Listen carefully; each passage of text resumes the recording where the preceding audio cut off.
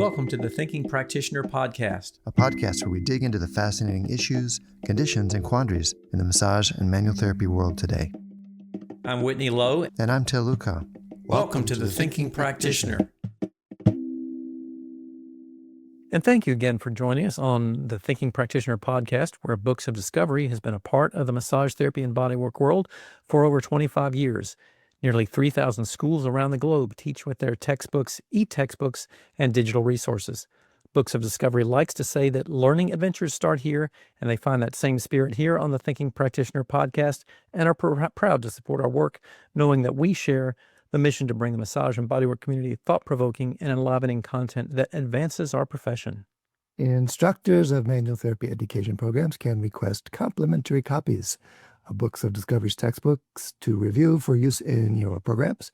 Listeners like you can explore their collection of learning resources for anatomy, pathology, kinesiology, physiology, ethics, business mastery, etc. at booksofdiscovery.com, where listeners save 15% by entering thinking at checkout. Hey, Whitney, we got a guest today. Tell us about him. Yes, we're looking forward to having some time with our guests today. If you have ever felt overwhelmed by the contradictory information in the world of rehab and pain relief and manual therapy in particular, our guest today is your guide through the noise. So Paul Ingraham is joining us today, the publisher of PainScience.com, who is a former massage therapist and science writer and educator in Vancouver, British Columbia, is joining us to help clinicians in their quest to kind of see how accurate information can best be gathered to inform our clinical practice. So, Paul, welcome to Thinking Practitioner Podcast. Great to have you here. Thank you. Nice to be here. I like that introduction. All right. Okay. Well, I want to go into a little bit of background here first as we get kind of started. You started as a massage therapist in Vancouver before becoming a science writer. Tell me, what was that sort of transition like? What was there kind of like a turning point that made you kind of move more toward writing education things as opposed to doing clinical work? Yeah, around 2007 when I first started getting paid to write. Nothing like a paycheck to encourage someone to keep doing. Yeah, but I was always a writer. I had been a writer for many years before. Not a successful writer, mind you, but it is, of course, normal and standard for writers to start out with a strong writerly identity and no income from it. So I went into massage therapy because I wanted a good day job, and it was a good day job. And the part that I didn't see coming was that I ended up writing about my work as a massage therapist. I got excited about what I was doing and the intellectual puzzles that I found inside my career. My new day job turned out to be way more interesting than I expected, and it kind of hijacked my interest. Oh, yeah. So that writing thing could never go away. It was there all the time. Yeah. Yeah. So, my whole life, everything I do, I have to write about it. So at some point I figured out, I guess I'm a writer. Right. Yeah. So how do you kind of view yourself now in relation to this work? I mean, I know a lot of the things that you've published have been things that have, for example, challenged a lot of the traditional narratives in our field, but do you see yourself more as kind of like a person informing the profession, or somebody still inside this trying to, work at it and expand our understanding from inside? Oh, I'm a hybrid. It's, you can't spend as much money as I did on my education. You can't do a year, 10 years of clinical work without feeling like an insider. I mean, I was a massage therapist, but it's been a long time. It's been 15 years since I was last working as a clinician. And so that feeling is fading, and more I do feel a little bit like an outsider. Also, I engage with other professions more and more often as I progress in my career. I'm writing about a much wider range of topics than I would have dared to attempt back then. So I'm spreading out more and more. I don't feel like I'm in the massage therapy club anymore, but I still have a foot really firmly in it. I mean, there was just too many years when that was my identity. Yeah. One of the things that I wanted to ask you about, I was trying to go back and I'd read through all this stuff that was on your site. Were you the one that coined the term modality empire? I think that was me. Yeah. Yeah. I'm quite confident of it. I've got about 3 terms that I believe I've coined. They're now somewhat widely used. Yeah. And modality empires is one of them. Well, I want to touch base on that a little bit because, the way that a lot of continuing education is taught and, methods are shared in our profession is around specific techniques and modalities, and people often get very identified with their particular approaches. And we've learned from research, I think all of us, anybody who's been, looking at research and reading stuff for the last couple of decades has probably had to shift or change something that they came upon that might be different from what they were taught, or maybe something that was part of an ingrained system that they really saw themselves identified with. But how can you kind of, as a practitioner, separate like who you are from the things that you were taught, or the sort of the things that you identify with as a system or methodology? Or do you need to, maybe? Like, what do you think? Well, I mean, you can't ultimately separate your identity from what you do. We are our behavior. So if you spend all day doing a thing, you're going to identify with it. But it is important to be able to try to separate yourself from that, and always be open to the possibility that what you've been doing, maybe could be upgraded. Let's put it that way. People need a different reward, and that's really difficult. I just dropped a science fiction novel. I had read about 1/3 of it, and I thought it was terrible, and I put it down and happened to notice the reviews. And the reviews there were hundreds of 4 and 5 star ratings and reviews for this novel. And I couldn't get over the thought that this author is out there thinking, I am doing such a good job. I am a good writer of novels. Yeah. The reward of that feedback is very potent. That author has absolutely no reason to change what they're doing, even though I think it's objectively clear that that was not a good novel. And they need to be doing something different.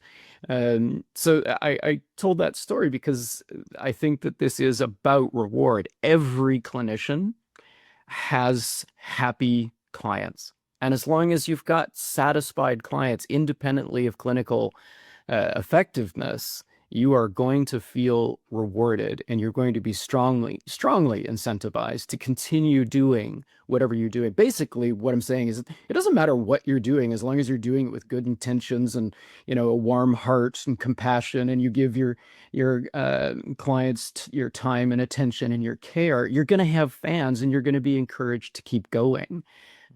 So the trick is change the reward. Mm-hmm.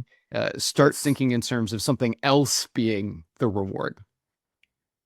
I like that you say that. It doesn't matter what we're doing, it matters the reward we're getting, the interaction, the feedback, the satisfaction.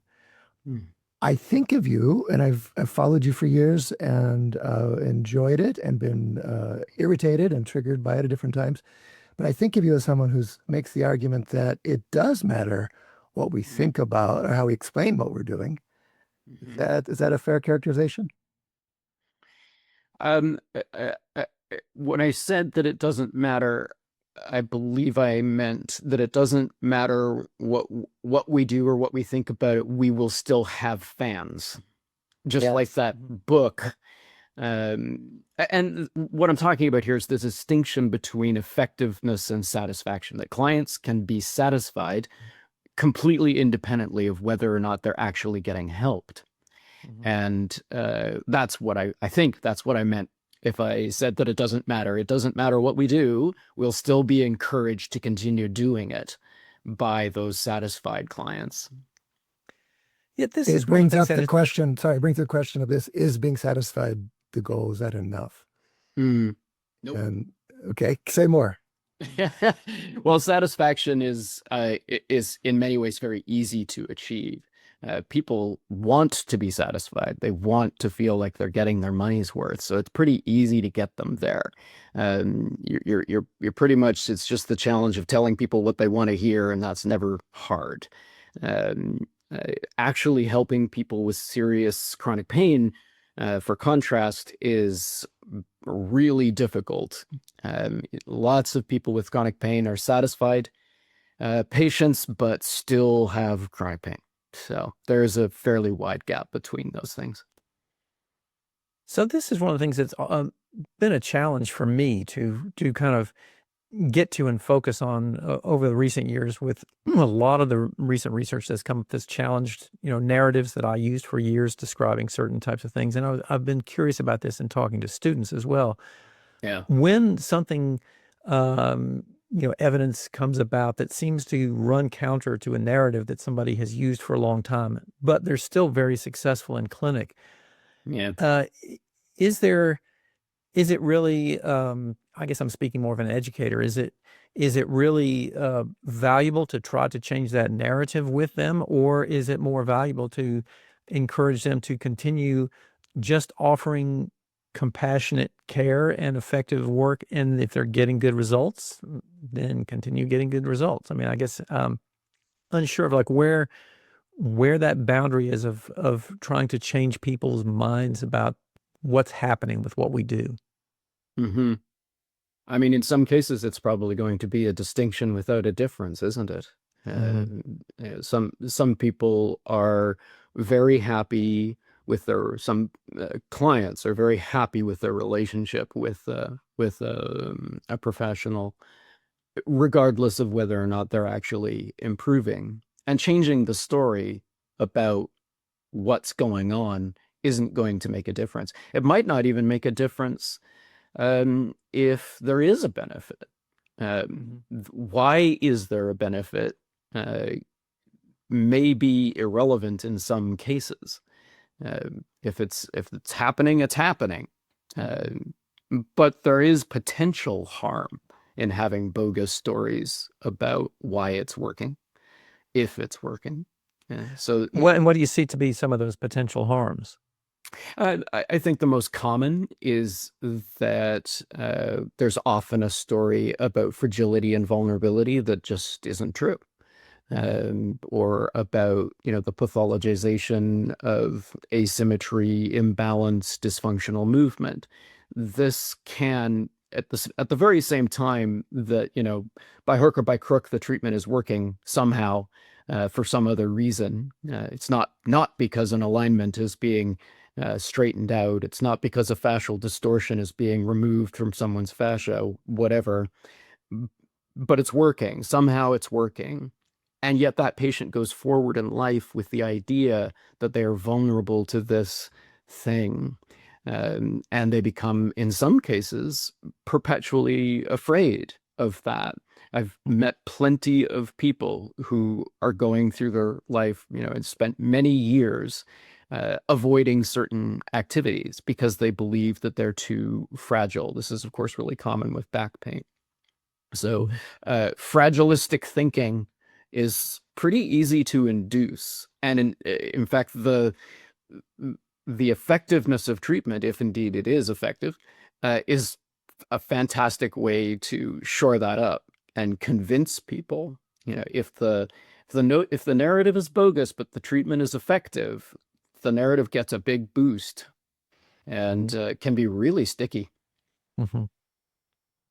I've often wondered too, is there a possibility that a scientifically inaccurate narrative about something, does this in the bigger, broader scale do anything to harm the credibility of practitioners in working with other healthcare professionals if a particular narrative, for example, has been kind of debunked by clinical research?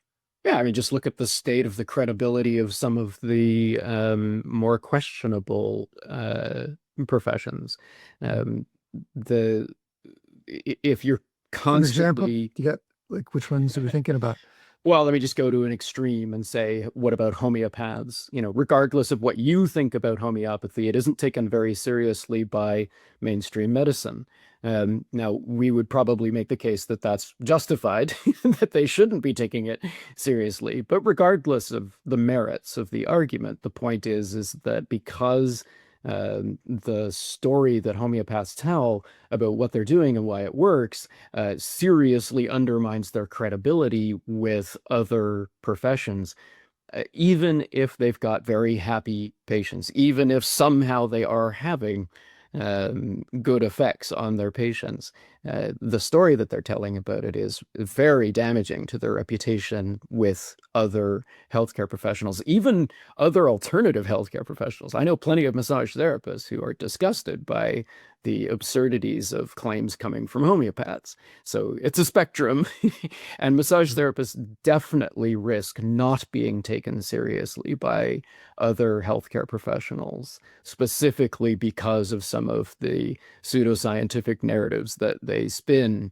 And this is one of the reasons that I left the profession when I had the opportunity to transition to writing. It was partly because I was embarrassed. I thought that the clutteration of pseudoscientific narratives in massage was pretty bad. It was a pretty stinky business.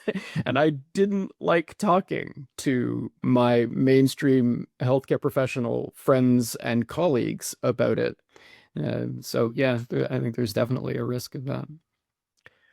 If you were to kind of like take a bucket and say, what are the best currently existing science-supported narratives about why massage works in so many different instances? I mean, that's a very big kind of like a big category.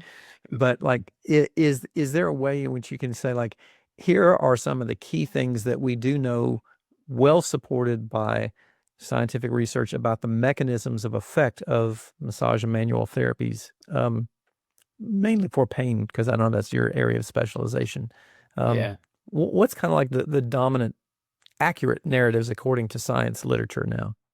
Yeah, I mean, it's easy to point out what's wrong. Unfortunately, it's really hard to stand behind what's right, because we actually don't have good evidence-based understanding of any mechanism for massage. We barely have any understanding of an evidence-based outcome. I think probably top of the heap is that we're pretty sure, based on the evidence, actually good evidence, that anxiety and depression are blunted by massage therapy, which is not nothing. That's really significant. You think about how hard anxiety and depression can be to treat by any other means. That's pretty cool that massage therapy can do that. But that's virtually the only thing that we know for sure about the benefits of massage. And we don't know how that works. I mean, we can guess. We've got, perfectly good, plausible guesses about how that might work. The psychosocial effects of a compassionate interaction. Not hard to imagine that the power of touch might be involved somehow. But the point is, we don't actually have any clear evidence about how that works. Certainly some of your audience right now will be reeling from my cynicism that there are no other evidence-based benefits of massage. What about all kinds of evidence about the power of touch, for instance? And obviously there is some of that, but as far as good evidence, compelling and persuasive evidence of how it works, it's pretty limited. It's also pretty limited. There's pretty limited evidence that it does work. Most significantly to me, for instance, we can worship the power of touch all day long, but it's still unclear whether it has any significant effect on any kind of pain.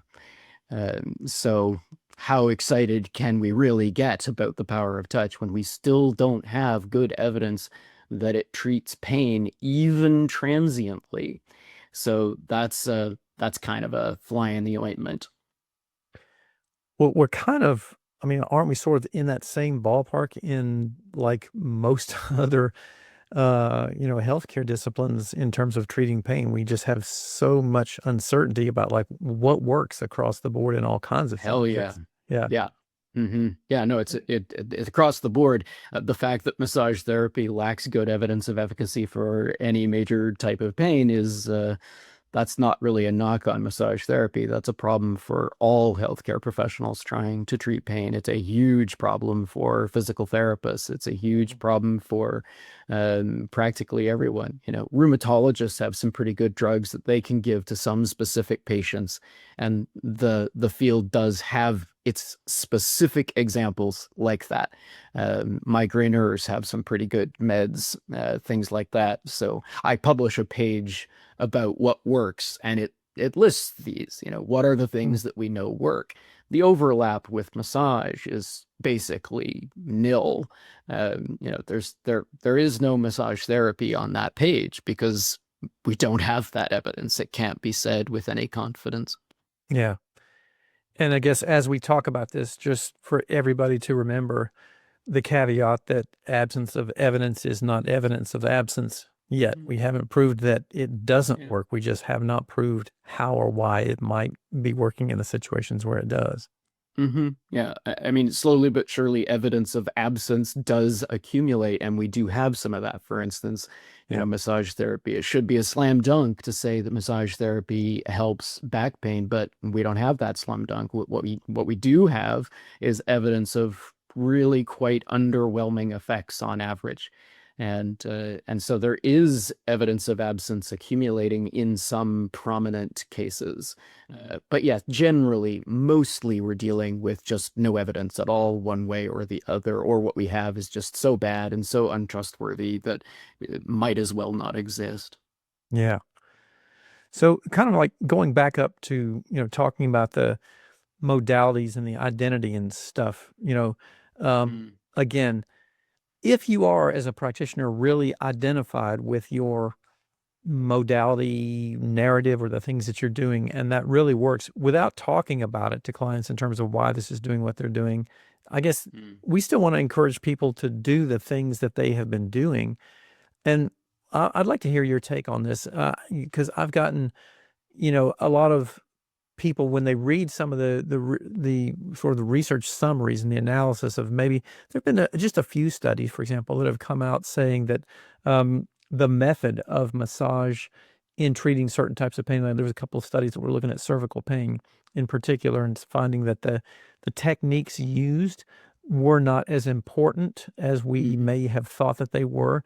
And I think that's led people to jump onto a narrative saying technique doesn't matter, because what we saw in these studies is like people got results with, a variety of different technique approaches. So consequently, the technique doesn't matter. But I think that also makes an illogical jump there. And I'd like to hear your take on this, because I do think the skill built with finely refined hands-on manual therapy techniques make a difference in the client's response and responsiveness to that particular intervention. So maybe it's not so much about the narrative behind that technique, but refining and building skill in a particular technique, I think, is still really valuable. I mean, do you think it's an accurate take on that? Yeah, I think, I do. And it's because just because we don't know what the active ingredient is doesn't mean it doesn't require skill and couldn't be optimized. And to the extent that we have evidence that technique doesn't matter, what that's really saying, to spell that out a little bit more, is the techniques that were studied and named didn't matter. But I suspect that all of them had technique in common, that they were all, to some extent, serving the real goal, leveraging the actual active ingredients, whatever they are. And that takes skill. I think also that regardless of exactly what you do, the richness and complexity with which it is done probably does contribute to its artfulness, to how impressive it is to the patient. So there's an example of an active ingredient. Let's imagine 3 very different techniques, but they all share one key thing. They're all intricate and detailed, and they seem to have a very smart explanation, and they're delivered with such deftness and talent and compassion, etc., that in all 3 cases, the patient is equally impressed and equally affected by being so impressed. There's technique the differences aren't what matters. What matters is what's the same in all three of those things. Yeah. When we talk about, skepticism around narratives and research interpretations and things like that, a lot of the sort of skepticism perspective is viewed as negativity. So how do you distinguish between being cynical or negative about the profession and being like rigorous about the evidence? I don't bother to distinguish anymore. I was saying, if you're not cynical, you're not paying attention. I don't know how any bright, compassionate person in this world could possibly avoid cynicism. If you're looking at what's going on in the world around you, if you're paying attention to the experience of people who are marginalized, for instance, you're going to get cynical. You better get cynical. And I feel the same way about the subject matter in this field. I don't know how you pay attention to it without some negativity. I've always been accused of negativity, and it's always been 100% true and 100% ridiculous at the same time. Yeah, of course, there is an aspect to what I do that's very negative, but it's also a silly and irrelevant accusation at the same time. It doesn't matter. What matters is what's true and trying to understand. What matters is caring about and working with people to try to find our way to something helpful. If that requires a certain amount of debunking and negativity, so be it. I don't see a contradiction. That's Yeah, I go ahead, Phil. appreciate it. Yeah, I appreciate that about you, that you're unapologetically standing for the potential cost of being negative or being the debunker. Yeah. And I've seen you be self-reflective about that. I've read things where you reflect on that yourself and even change your mind. But Sometimes. what are what are some of the interpersonal costs, or what are some of the downsides of skepticism? Well, I mean, I have a really obvious downside for myself commercially in that I have the strangest business plan in existence, which is I sell criticism of my customers to my customers. My customers buy criticism from me. Who does that? Who bases a newsletter, a premium newsletter, on criticizing what their audience does for a living? It's madness. And what I see all the time, and there's been a lot of heartbreak in it. This is why I thought of this as an answer to your question. What's the interpersonal cost? I mean, I'm talking about business, but I also consider many of my colleagues are like friends.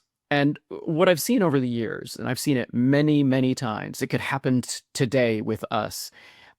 People who are fans for months, years, eventually I step on their toes and it's over.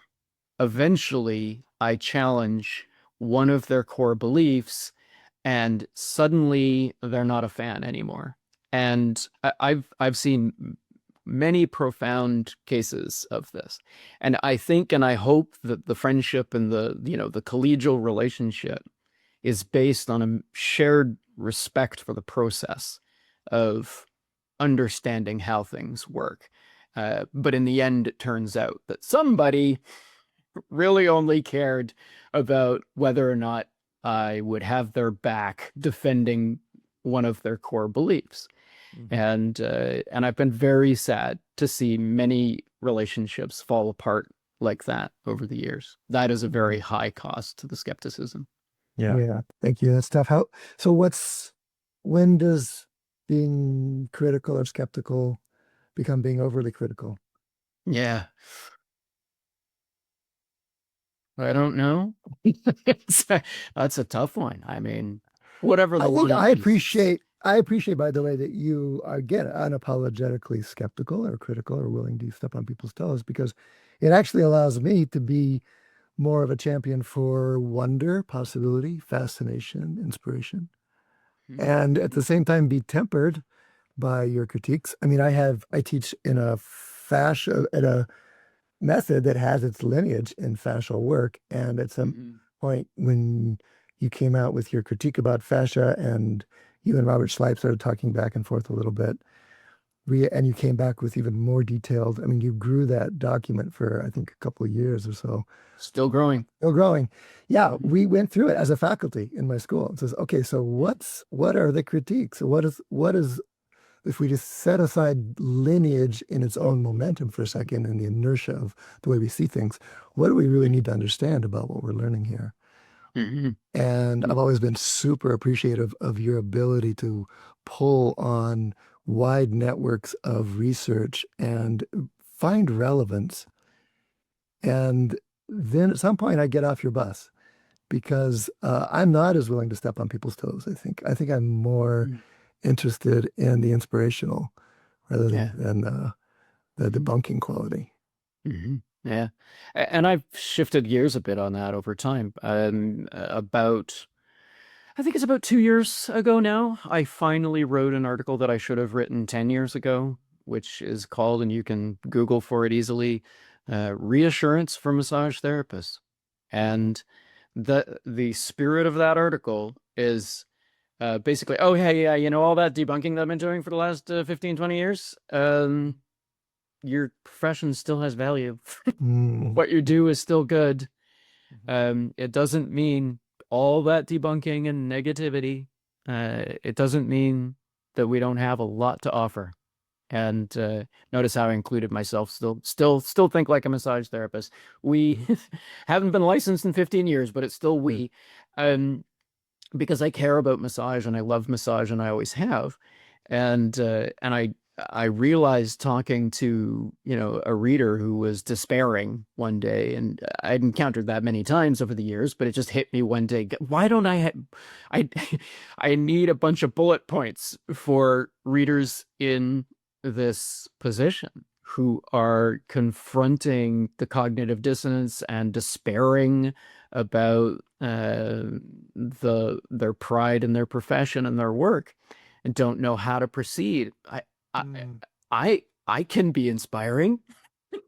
So I finally wrote this article, and it's been endlessly useful. Like, since the day that I published it, like practically every day I send that link to some poor massage therapist who's out there going, oh my God, there's so many problems. And I'm like, don't worry, look at these bullet points.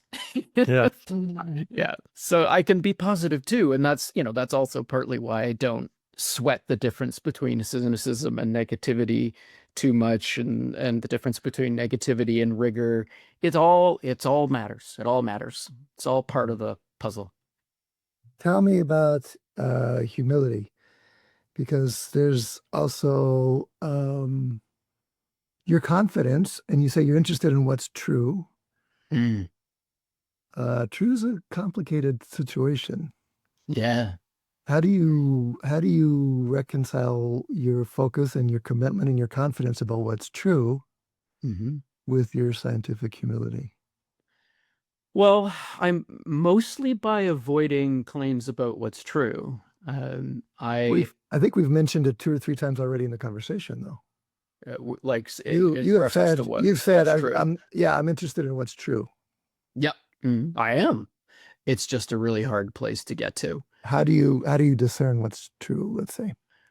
There's a really direct answer to one aspect of this question somewhere on my website, where I talk about what does it take to convince me? What evidence do I consider to be adequate? And I really spell it out, like very specific, this much evidence of this type. So for certain questions that are subject to research that can be answered by scientific inquiry, by rigorous study, I have pretty clear criteria for what qualifies. And of course, all knowledge is provisional. So it's critical always to bear in mind that when you think that you've arrived at something that is quote unquote true, we are talking about an estimate of probability of truth. We're talking about I'm 80 or 90 or 98% sure. I am 99.9% sure that the sun will come up tomorrow. Some things you can be more sure of than others. In this business, I probably rarely exceed 80% on any specific point. There's 80% of 80% confidence. Okay. Very roughly, obviously, you can't really quantify that. But yeah, I try to cap my confidence in anything at roughly that, because there's so much room for doubt and question. There was that famous. Go ahead, Rudy. Go I ahead. was going to say there's that famous quote, and I cannot remember the person, and I cannot remember the quote exactly, but he was a medical school educator who said to his medical school students at some point that yes, but in 5 years, roughly 50% of what we've been teaching you here in medical school will be proven to not be true. Problem is we don't know which 50%, and I think that's kind of where some of that's living. Yeah. I have very high confidence in the untruth of quite a few things. My confidence is higher with when I'm operating my bullshit detector. That scale goes higher. But as far as what replaces it, as far as knowing what actually does work or is true about how things work, that's much harder. So then playing a constructive role is probably more challenging. Yeah, it does. Yeah. Yeah, I mean, yes, it really, really does. It's a problem for all of healthcare, I think, but particularly for the care of aches, pains, and injuries, and particularly for the care of unexplained medical symptoms and strange chronic illnesses and so on. It's really, really difficult because we don't have the answers, and we probably won't for quite a while. Something like long COVID, we know it's a real phenomenon, but we truly lack good understanding of what's going on there. So how can you be, inspiring when you really don't know? And I think there's a tendency with both the public and clinicians in different ways to assume that this pain and injury stuff, that rehab and pain medicine should be relatively straightforward and easy, that the answers must exist, that we must have them already. And so there's a tendency in our field to just assume that we're working towards what surely must be known. We must know what to do about this, right? And if you compare that with, say, doctors and scientists who are trying to figure out how to cure very serious terminal diseases, and they simply don't know the answers, how do they stay inspired? Right? We tend to be powered by the conviction that we can do something, that our magic hands are going to be useful to people. But in other parts of healthcare where mystery and being stumped is more taken for granted, they're inspired by the challenge, by the challenge of solving a very difficult puzzle over many, many years. And we need to be more inspired by that. We need to be more inspired by the mystery. Well, one of the things that I've often pondered about, I'm curious to hear your take on this too, in terms of, again, looking back at the whole role of skepticism and understanding that it's healthy to critique the things that we do. I've often felt that one of the reasons that we have such a hard time with that in our field of massage and manual therapy is that our educational system is really built on a lineage model. It's not built on a rigorous academic model. For example, when I was in graduate school, there's just an underlying constant running narrative. You question things that are out there in the research, and the research is used to question things that were out there in the research and the things that were out there with established ideas. But in a lineage model of education, which happens in our field, which is I learned from this teacher and they learned from that teacher, and that person learned from that teacher who was taught by the great guru who was at the top and said, this is all true. This works. This is why this works. It's much harder to get that whole sense of healthy skepticism being a good thing when that educational model is your foundation. Yeah, and it requires challenging a guru and a tribe rather than just an idea. Yeah. Is quite different. People, I think, underestimate the degree to which it's really true that a scientist tries to disprove their own hypotheses. That falsification is the beating heart of the scientific method. And of course, that's difficult for scientists to do. That doesn't mean that they succeed at it all the time. In fact, they routinely fail at it. But it is the actual goal. And in the same spirit, we need to be very humble. We need to basically be trying to disprove our own hypotheses about what works. We need to be not believing our own success stories. Or our stories about why they are success stories, in the same spirit that a scientist tries to disprove their own theories. Yeah. So, for me as an educator, this is something that's very close to my heart, of focusing a great deal on, and I'm interested to hear your take on this. If you could kind of say, like, here's what we really need to be doing, here's how we need to be teaching our professionals in this field. What are we really missing in terms of teaching massage therapists in their entry-level training about how to be scientifically literate, and both critical at the same time, but not not getting caught up in the understanding that critique is good, that this is a healthy educational dialogue and debate process that helps us get better at what we're doing. Mm-hmm. How do we do that? Yeah. How do we fix education? Yeah, that's an easy one, right? Well, how about a two-pronged approach, which will hopefully capture the whole audience with some overlap in the middle. We need more art and more science, both. I think in the lineage models, eminence-based medicine is kind of the worst of both worlds in many ways. We need art in the sense that I think that the main thing that massage therapy has to offer, independently of whether or not it's even effective, is that it can be a wonderful, pleasurable, novel sensory experience, and that has value independently of anything else. And that's just sorry, I love that. But you're saying that has value, and I imagine that ranks right alongside your value on truth.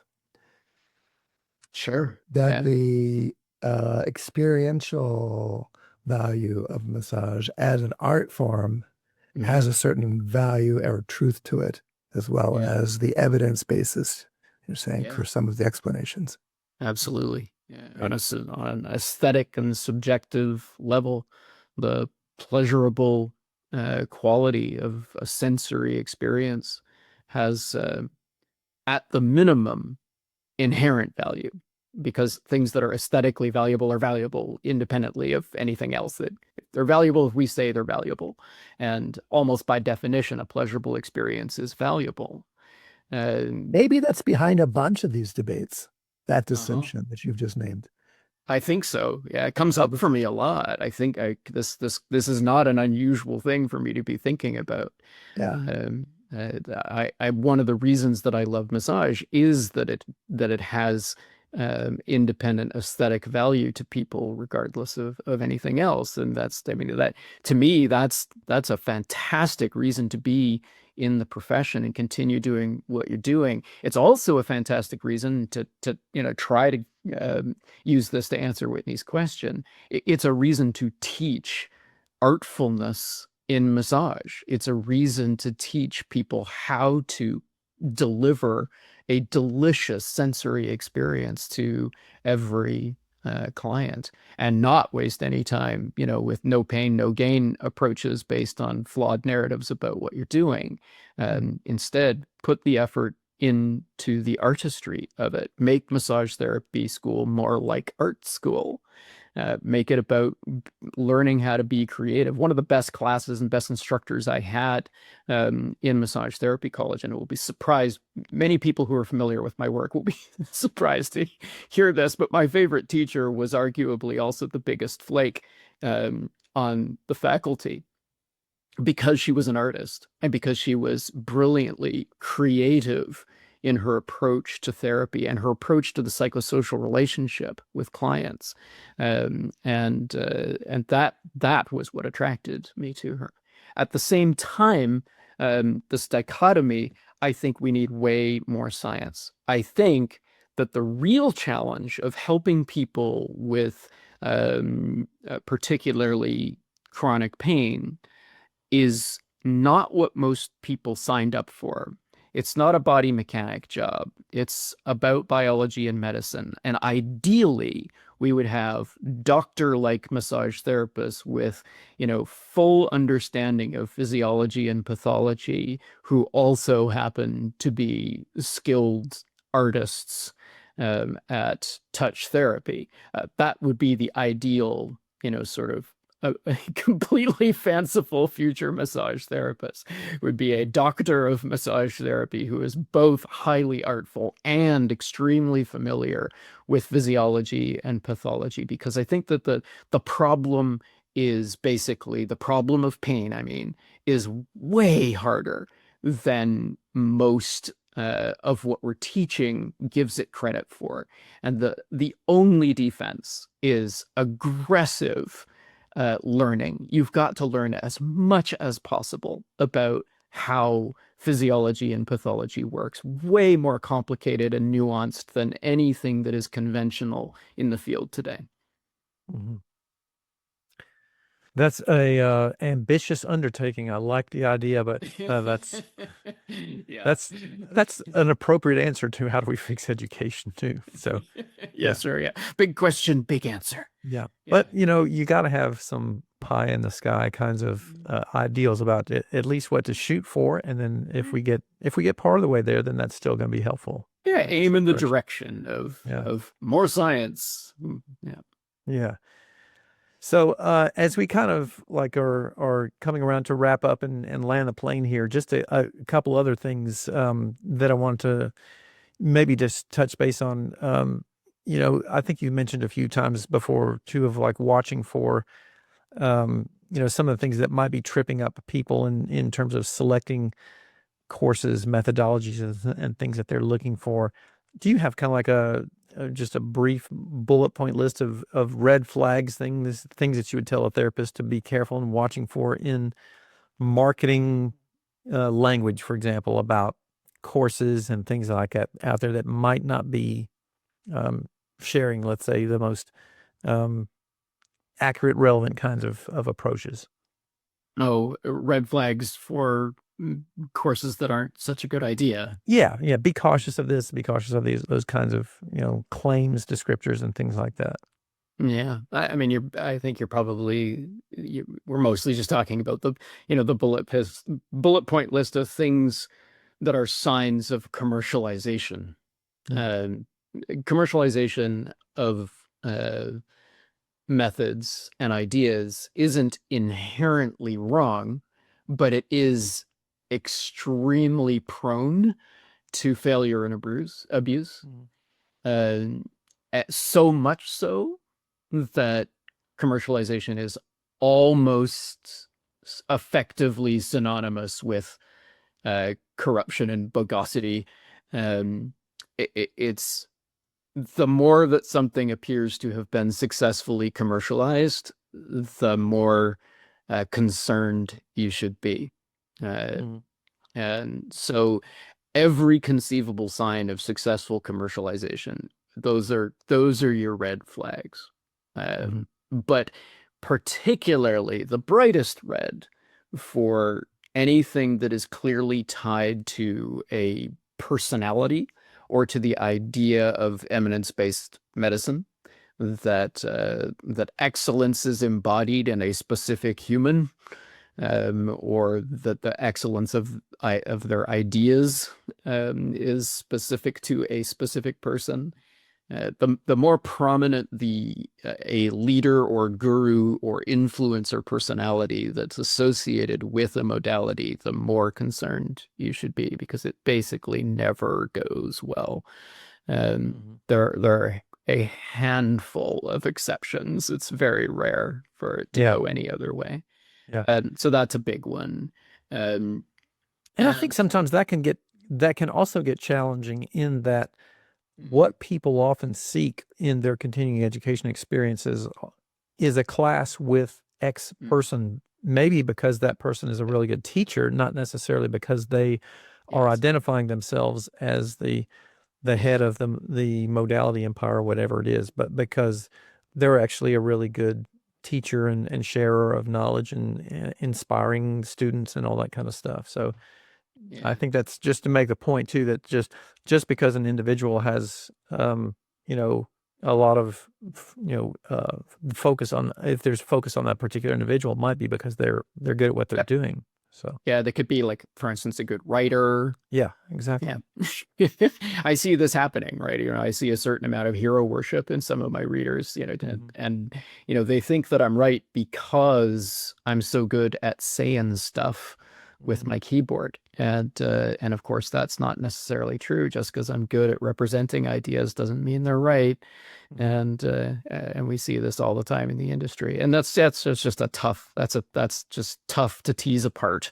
And there's no real formula for, how do you tell if that's a guru or just a good teacher? There are signs, but that's a tricky one. And probably to answer the spirit of your question more on the nose, though, the main thing to watch out for is signs of structuralism, which is the excessive focus on the mechanical character of pain. Anything that is basically derived from a strong focus on the body being like a machine that breaks down. Anything that's leaning on any kind of mechanical or physical metaphor is more likely to be a problem, because just very broadly speaking, biochemistry and physiology and pathology are much, much more significant and relevant to how pain works. So beware of the biomechanical metaphors. But wouldn't you also say that there is a place where that kind of thing is particularly relevant, like when an individual sprains an ankle because they turn their foot inward too far? It's pretty obvious what that is, and that is a biomechanical overload on that particular structure. So well, yeah, it's obviously we are structural beings. We do exist in 3D space. So but it's a matter of extremes, and as I've been saying for many, many years, it's structuralism is the excessive focus, not any focus, but the excessive focus on alignment and movement dysfunctions, attributing, connecting the dots. Whenever you're spinning a tale about causality that links two things that are, not immediately adjacent, like hypothesizing that something going on in the foot is the reason that you've got back pain. There's, some obvious anatomical leaps there. That's when you're starting to get into excessive focus. Yeah. Well, this is a lot of food for thought here. And Paul, thanks so much for sharing some wonderful ideas and concepts with us here. How can people, first of all, let me just say, putting in a plug, there's an absolute humongous wealth of information on your website at painscience.com. And I'm going to just then turn that over to you too. Where can people interact with you more, find more about what you're doing there? I'm sure that's a good place to start. Sure.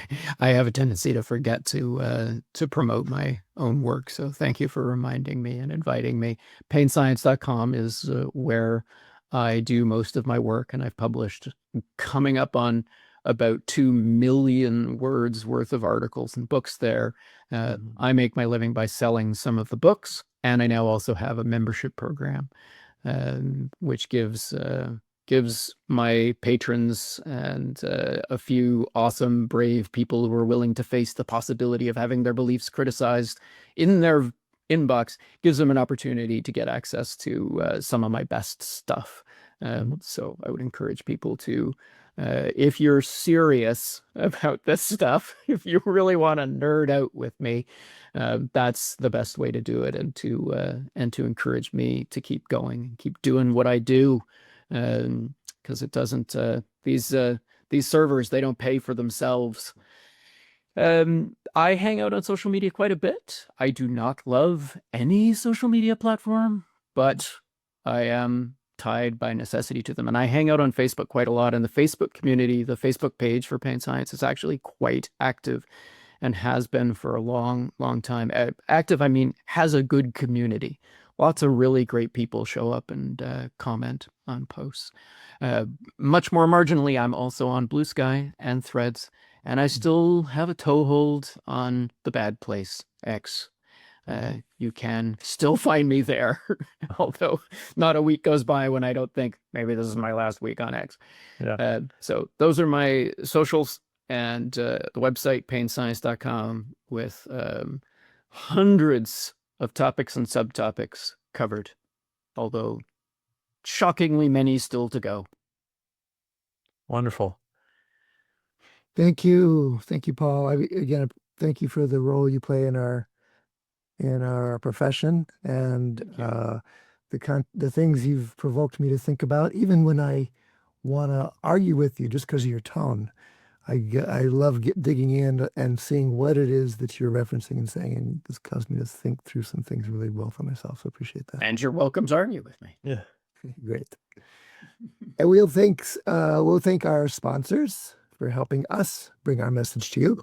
The Thinking Practitioner podcast is proudly supported by ABMP, Associated Bodywork and Massage Professionals, the premier association for dedicated massage and bodywork practitioners like you. When you join ABMP, you're not just getting industry-leading liability insurance, you're gaining practical resources designed to support your career. From free top-tier continuing education and quick reference apps like Pocket Pathology and 5-Minute Muscles, ABMP equips you with the tools you need to succeed and grow your practice. And ABMP is committed to elevating the profession with expert voices, fresh perspectives, and invaluable insights through CE courses, the ABMP podcast, and Massage and Bodywork magazine, featuring industry leaders like my co-host Till and myself. Thinking Practitioner listeners like you can get exclusive savings on ABMP membership at abmp.com/thinking. So join the best and expect more from your professional association. We would like to say thanks to all of our listeners, those who've been hanging out with us, and thank you again to our sponsors and everybody who's been part of the show. You can stop by our sites for the video, show notes, transcripts, and any extras. You can find that over on my site at academyofclinicalmassage.com. Till, where can they find that for you? My site, advanced-trainings.com. We, Whitney and I, want to hear your ideas and input about the show. Just email us, info@thethinkingpractitioner.com, or look for us on social media, YouTube, etc. Just under our names. My name, Till Luchau. Whitney, who are you? Whitney Lowe, over on socials most of these days. You can find me over there as well. And we would really appreciate it if you would rate us on Spotify or Apple Podcasts. It actually does really help other people find the show and keep us going here. So please take a few seconds to do that. We'd really appreciate it. And thanks as always for sharing the word, telling a friend. Paul, thanks again so much for being with us today. And we'll look forward to seeing you all in the next one. Thanks very much, Jill and Whitney. Thank you.